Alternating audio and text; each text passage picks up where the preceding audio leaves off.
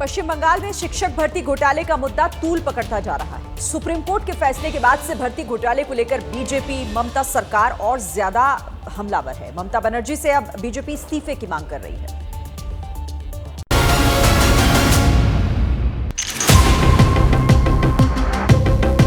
Court ने उल्टा बोला कि दूध और पानी अगर अलग नहीं किया जा सकता तो पूरा ही फेंक दो। ममता बनर्जी को रेजिग्नेशन देना ही हो।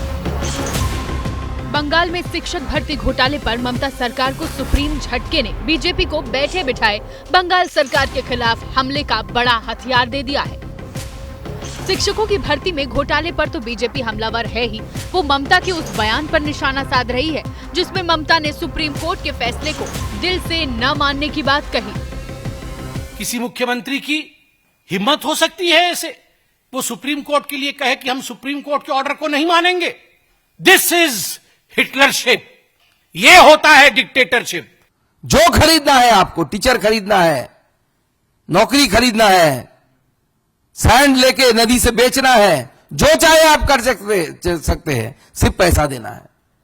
शॉपिंग मॉल बना के रख दिया है ममता बनर्जी पश्चिम बंगाल को। हालांकि हैरानी की बात तो ये है कि बंगाल में शिक्षक भर्ती घोटाले में बीजेपी के आरोपों से अपना बचाव करने के लिए ममता सरकार व्यापम घोटाले का नाम उछाल रही है। पूछ रही है, क्या बीजेपी ने एक्शन लिया था?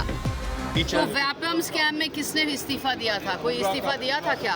व्यापम स्कैम में कौन सी कार्रवाई हुई थी? कोई कार्रवाई हुई थी क्या? सबसे पहले बीजेपी को व्यापम स्कैम में देखना चाहिए, वहां क्यों नहीं इस्तीफा दिए और बीजेपी उस पर कार्रवाई क्यों नहीं की मध्य प्रदेश में। 2016 में स्टेट स्कूल सर्विस कमीशन के जरिए हुई भर्ती के लिए 23 लाख से ज्यादा लोगों ने परीक्षा दी थी। 25,000 से ज्यादा पदों पर शिक्षकों और गैर शिक्षकों की भर्तियों में बड़े पैमाने पर भ्रष्टाचार के आरोप लगे थे। भर्ती प्रक्रिया को लेकर गड़बड़ी का आरोप 2017 को ही सामने आई थी। तब 5 लाख से लेकर 15 लाख तक घूस लेकर भर्ती करने का आरोप आया था। कलकत्ता हाईकोर्ट ने इस मुद्दे पर सुनवाई करने के बाद शिक्षक और गैर शिक्षकों के भर्तियों पे रद्द लगाई गई थी। रद्द लगाने का ये जो आदेश हाईकोर्ट से दिया गया था, उसको सुप्रीम कोर्ट में चुनौती दी गई थी।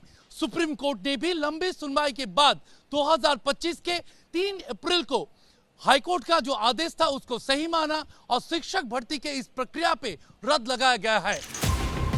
सुप्रीम फैसले में अच्छी बात ये रही कि भर्ती के बाद से शिक्षकों को मिले वेतन और भत्ते को वापस नहीं करने की राहत दी।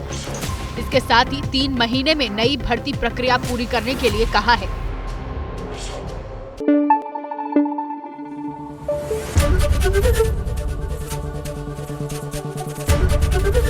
एबीपी न्यूज आपको रखे आगे।